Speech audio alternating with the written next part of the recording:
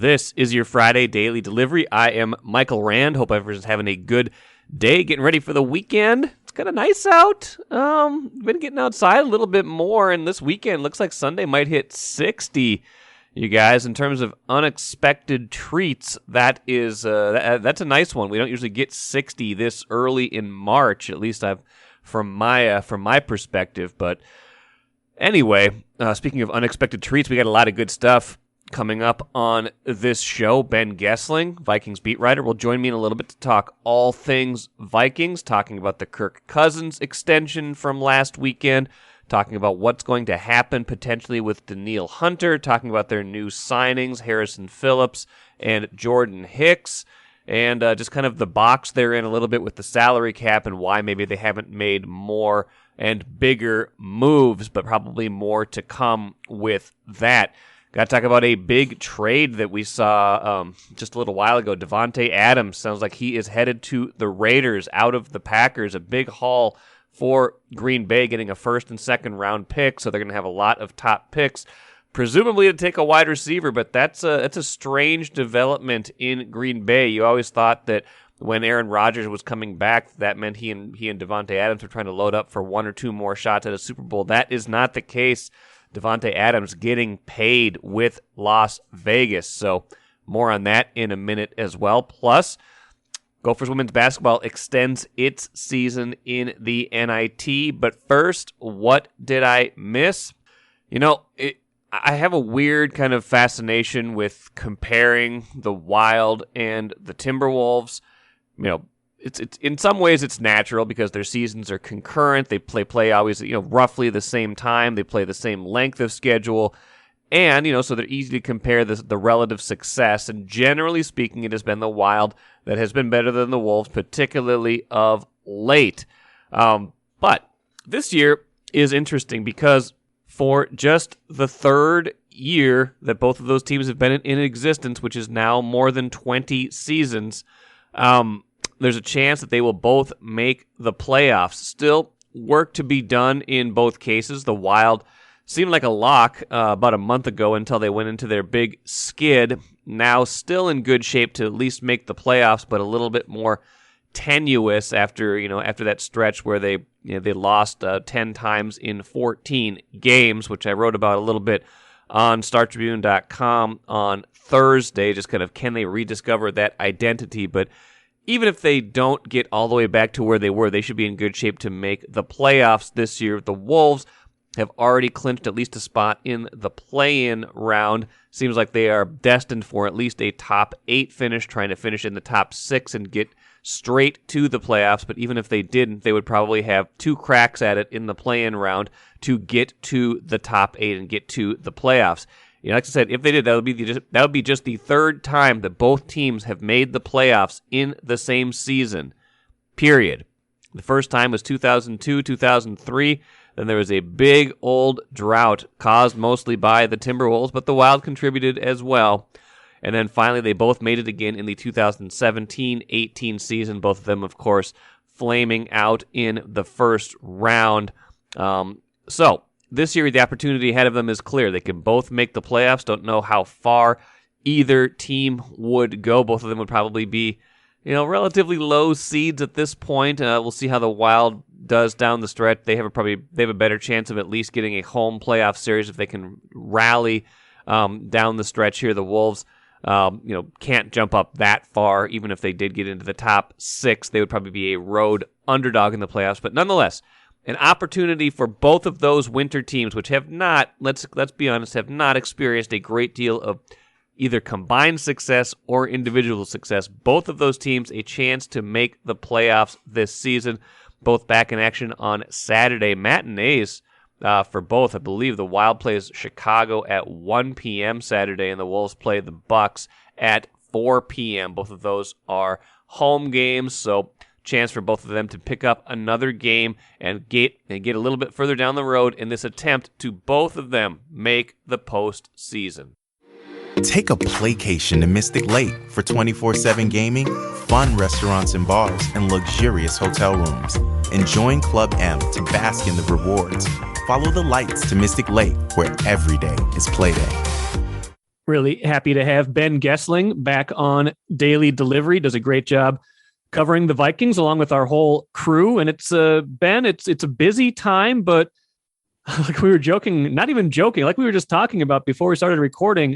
The Vikings have had moves to make, but any kind of free agent frenzy, they don't really have the money to do that so much. So it's been kind of quietish, but some levers they've had to pull in order to get under the cap and make at least some of these smaller moves. How would you assess kind of what we've seen since the new league year started Wednesday, and even before that with the decision on Kirk Cousins? Mike, it's my time of year. It's time to move all the cash around and get wonky and just fire up the sounder. Yes, let's do it. Where's the money, Brzezinski? Yeah, it's that time of year to and I think the Vikings are hoping that it's not always this time of year where this cap gymnastics thing of save us, Rob Brzezinski, you're our only hope is an annual exercise. But for now, it still is because a lot of the decisions they made last year when Rick Spielman and Mike Zimmer are saying we have to fill the competitive roster with the cap going down, and if we don't, it's somebody else's problem anyway. The somebody else's problem that it is that's arrived. The people who now have the problem were named Kwesi Adolfo-Mensah and Kevin O'Connell to have to figure all this out. So a lot of this week has just been about trying to get to the point where they're under the cap as they had to be by Wednesday afternoon at 3:00. Kirk Cousins' new deal helped them do that. And then this morning, I'll do that again because we're recording this for tomorrow. And then Thursday morning, before the Vikings could have a press conference introducing Harrison Phillips and Jordan Hicks, their two most expensive, or I guess probably least modest free agent additions, they had to restructure Harrison Smith's deal just to get that done. So a lot of what they've had to do this week is just rearrange enough money to be able to even do a little bit of business, let alone be active in free agency. So you're still in this mode of them having to move money around and try to use things like void years, which they did with Cousins, or signing bonus conversions, which they did with Harrison Smith, just to do business. And I think they are probably getting tired of having to do this. And I'm sure Kwesi is looking at a lot of this and saying, I'd love to have more room to operate than this. And that makes me think there could be more still to come.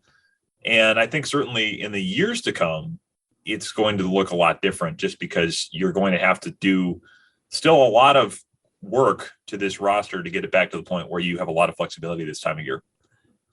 Yeah, and that's a good point. I mean, and then here's, we heard from the Brain Trust Thursday, and, I believe they're being honest whenever they do talk, but, and they must have known coming into this, they knew obviously coming into this, what the salary cap looked like. That said, do you get a sense, or would you imagine that they wish they had been able to do more yet at this point, and any kind of bigger things that could have freed things up? I mean, I'm speaking specifically about Cousins, or do you think that they got to the point with Kirk Cousins and the way they did it, that was satisfactory to them?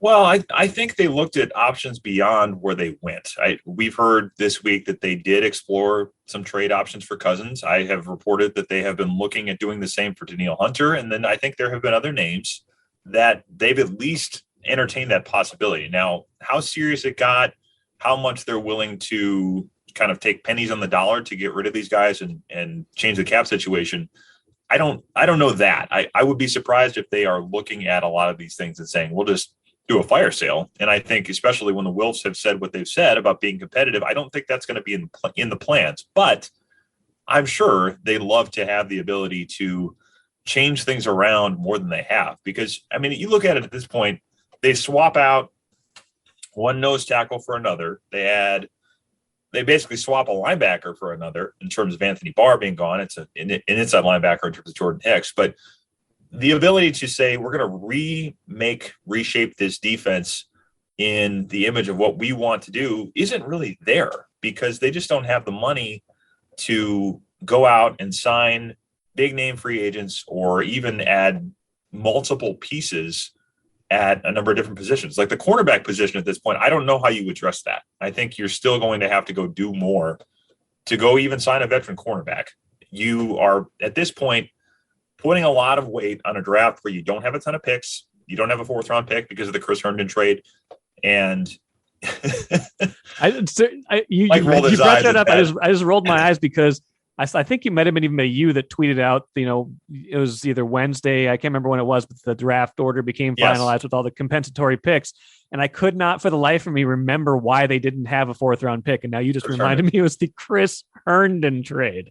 Yep. That's the reason. So no compensatory picks either, because they didn't sign any, or they didn't lose that many free agents last year. And I think the one they did sign, well, Patrick Peterson probably canceled some things out there, so they didn't get a comp pick.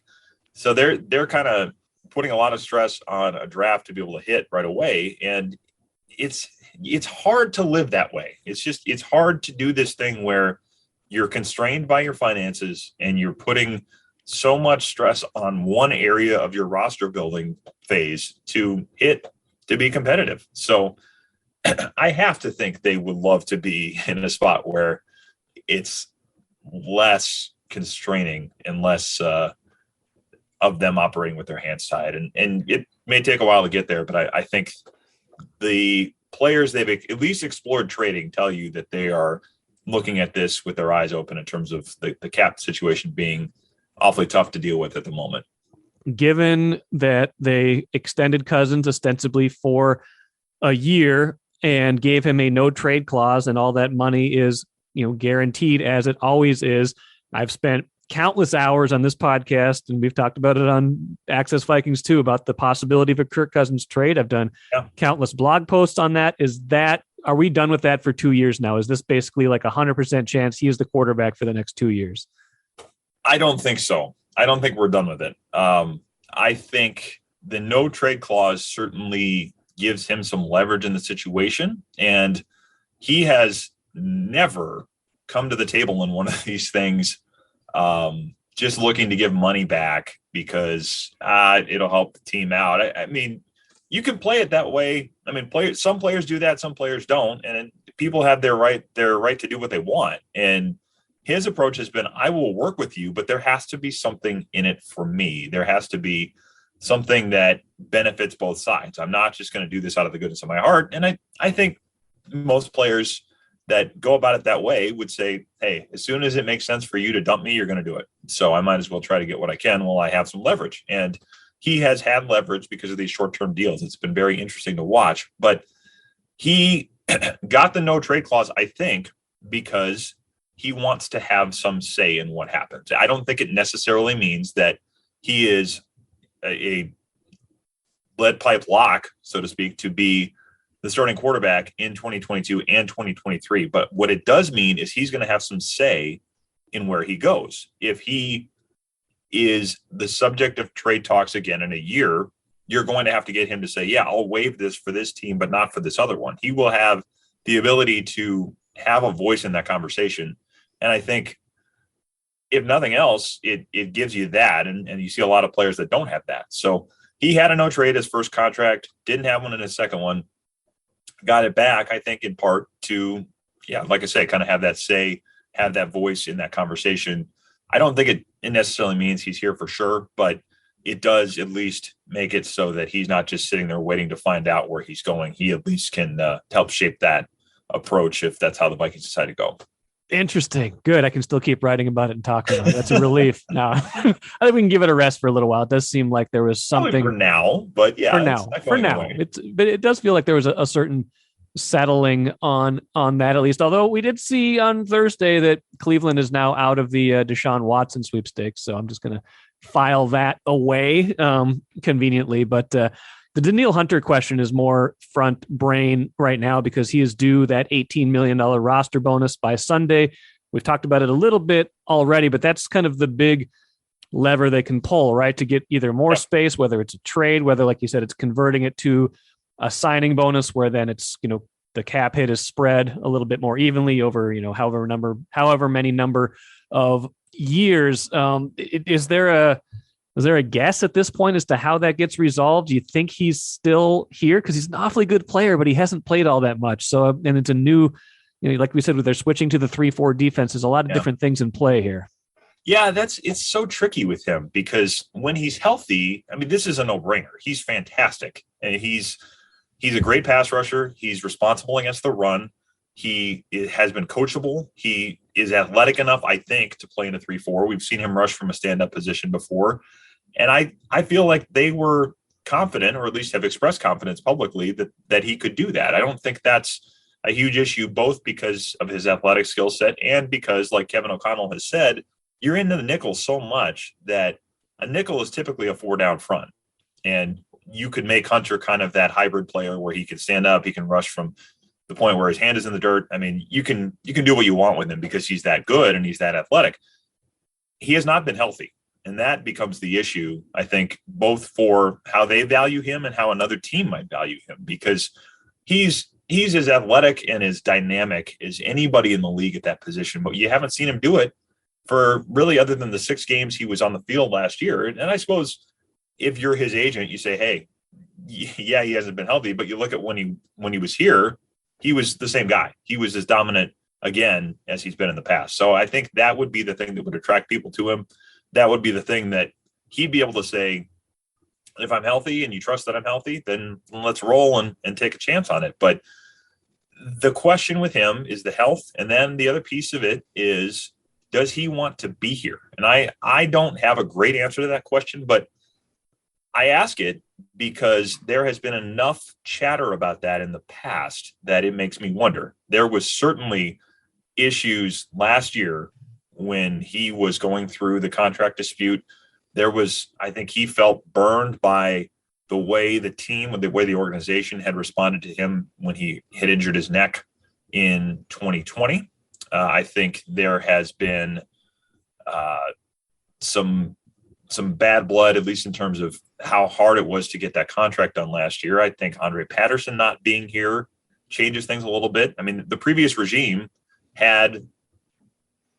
that's where some of those issues had come from, with specifically Mike Zimmer, with Rick Spielman, some things that happened there, I think played into that. But Andre Patterson was also somebody he was very close with. He doesn't have relationships necessarily good or bad with the new regime, but that could maybe be something where he says, you know what, I can seek out something else and I can try to be on a different roster. So it's a lot to try to figure out. And I think the Vikings have probably looked at it and said, hey, if we could get a decent return for him, let's consider that. But then you have no pass rush. You have no really way to build your front seven. So it's a lot to try to figure out. And I don't think they're just going to give him away. I think if they were going to do that, you'd probably see him off the roster by now. But the fact that they haven't done the conversion yet on that roster bonus makes me think that they're still considering a lot of these things. The fact that they've been trying to move him, I don't know that they've closed the door to that completely yet. I think if you get to the point where you say he's going to be here, we need the cap space, it's a stroke of a pen basically to do that roster bonus conversion into a signing bonus. He doesn't have to agree to that. They can basically tell him we're doing this, and that's done. They have done signing bonus conversions with him in the past with base salary. It's no different with this. They can just go do it. But you have to make the calculations of, is he going to be happy? Do we want to have him at that number? All of that stuff has to go into it. So it's certainly one of the more interesting questions they have to face yet at this point. They've signed, a few new players like we've talked about. Jordan Hicks, the linebacker, signed a new defensive tackle, another Harrison. So that's just going to trip me up, but that's fine. Harrison's 2 Dalvins and a that's something. Right. That's right. But there's still, a lot of holes on this roster. Those don't even really like plug holes. Those just, replace guys who probably are leaving, like we've talked about. They still probably need maybe another interior lineman. I know they just signed one, but I don't know what, if that's more of a depth move. They definitely need some corners. They have a question at safety with Xavier Woods moving on. There's plenty of things they still need to do. So that, in your estimation, what's still on the offseason checklist once they can kind of figure out the money of it?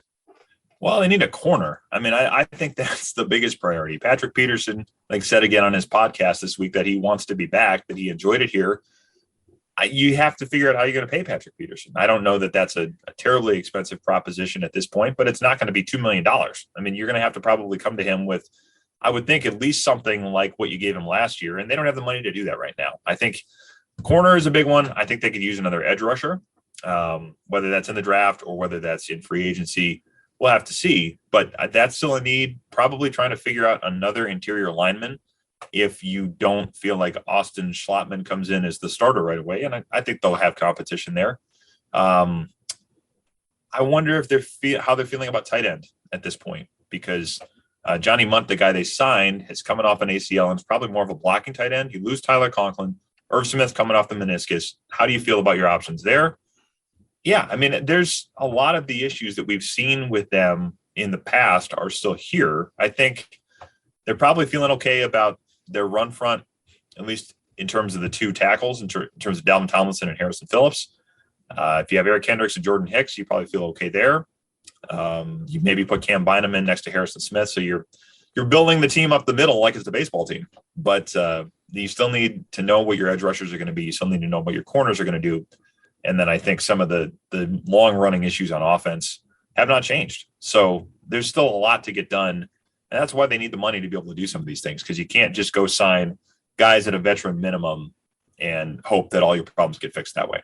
Yeah, that's a very good point. Ben Goessling, last thought for you, like any I want to say like bold prediction that gets too cliche, but like, how do you see the rest of this kind of swirl of free agency and even into the draft playing out? How do they address how do they eventually address all these things? Is there a big move to be made, or is the Hunter thing just kind of become the bonus conversion, and they have a little bit of money and then we never really see that off season kind of splash move? They just kind of do the thing that they can do. Well, I guess I sort of think at this point, if they haven't been able to deal Hunter, and we've still got 48 hours or so before that thing kicks in. I mean, maybe they get something done, but part of me feels like if that hasn't happened to this point, that they're probably going to maybe do the conversion and keep him and roll with it.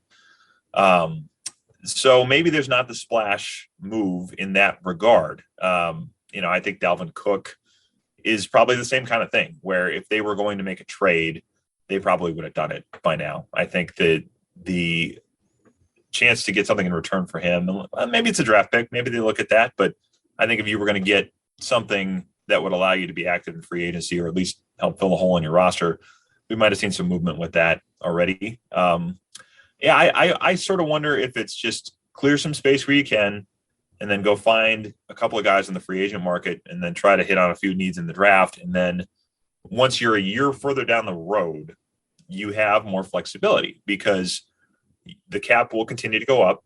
You're going to have the chance to have more of these signing bonus prorations, more of the dead money risks off of some of these contracts. I mean, they're carrying like 20 something million dollars, $22 million of dead money right now.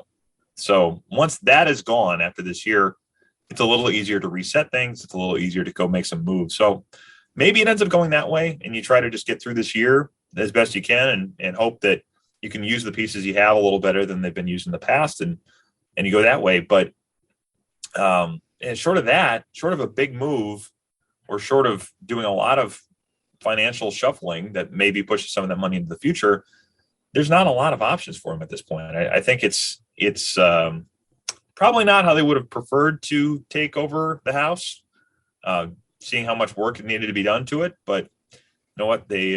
You buy it as it stands, and you can't demand that the previous owner of it does fixes before you take it over. So it's a bit of a fixture-upper at this point. So we are sure, though, that Kevin O'Connell is not just Mike Zimmer riding on Rick Spielman's shoulders. I don't think that's the case.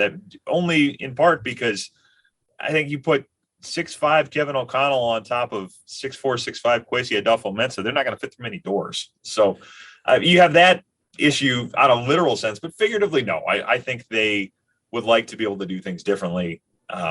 It's just not really that big of an option right now, especially if there is this sort of charge to be competitive this year. I think that makes it a little more difficult to just blow the roster up and kind of start from scratch and say we're going to be bad for a year, and we're going to you're not going to see them tank for Bryce Young. I think that's fairly safe to assume that you're not going to see them going at that kind of a mode. And then it makes it a little more challenging to try to make this pivot that they probably have to make at some point here without either tearing the roster down or taking on so much dead money that you can't do much else. It's a challenging situation, but these guys came in, I think, with their eyes open and knew what they were walking into, and probably will get the time to try to remake this thing in their own footprint at some point.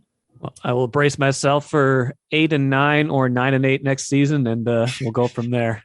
Thanks, Ben. Good stuff. All right. Thanks, Mike. Good stuff from Ben Goessling, and it is important to keep these things in perspective. I think Kwesi Adolfo-Mensah had a good quote at the news conference Thursday that I want to play for you here in a minute. We clamor for the splash moves, but sometimes those splash moves are the ones that get you in trouble, get you in salary cap jail down the road. Not talking about anybody specifically necessarily, but sometimes those mid-level moves are the ones that pay off in the long run, and that seemed to be the message from Kwesi Adolfo-Mensah as he introduced Jordan Hicks and Harrison Phillips to the media on Thursday. In economics, we talk about things like the winner's curse, right? And that happens when people don't focus on the right thing. The job isn't to win the bidding war. The job is to win the objective of building a team, the best team you can, with the resources you have at your disposal. Those two ideas can connect at times, not often, but at times they can connect, and you can feel really good about the decision you made. And I sit up here with two of those great decisions standing to the left of me right there. Now, the Packers, conversely, have made all sorts of splash moves this offseason. The big one, retaining Aaron Rodgers. But now, interestingly enough, Davante Adams, like I mentioned at the beginning of the show, being traded to the Raiders. All sorts of people reporting the terms of this. Packers getting the first and second round picks in this year's draft from the Raiders. That's number 22 and number 53 overall. Adams gets a new contract, $67.5 million fully guaranteed, and a $28.5 million average value per season. So, got to imagine the Packers have to draft a wide receiver or sign another wide receiver with the cap space they now have from Adams' departure. Adams had a great year last season, was by far and away Aaron Rodgers' most dependable target, had 123 catches, 1,553 yards last season. So he's been one of the backbones of their offense along with Aaron Rodgers. So how Green Bay is able to keep moving with that passing game without Davante Adams will be an interesting development. That makes them weaker, especially on paper, unless they can quickly add another dependable wide receiver in that regard. So that facet will be interesting to see for the Packers next season. Even with Rodgers back, how good will that passing game really be? Let us finish with the cooler. It is March Madness time. Tons of great games on Thursday in the men's tournament. St. Peter's beating Kentucky, obviously the headliner in that, a 15-2. A great game for them. The women's tournament begins in earnest today. The first four is over, and now it is time for the second round in that tournament. If you are keeping it local, Gophers women's basketball team advanced in the WNIT. Sarah Scalia, 33 points as the Gophers rallied to beat Green Bay 73-65 Thursday night. Scalia had 17 of her points in the fourth quarter in that rally to victory. Gophers will now play South Dakota State on Sunday in a second round game. So good for Lindsay Whalen's team. Hey, anytime you can survive in advance, it is a good thing for your program. That will do it for today. Hope you enjoyed everything this week. Should have tons of good stuff to talk about next week as well. Thanks for joining me on Daily Delivery today. We'll be back at it again on Monday.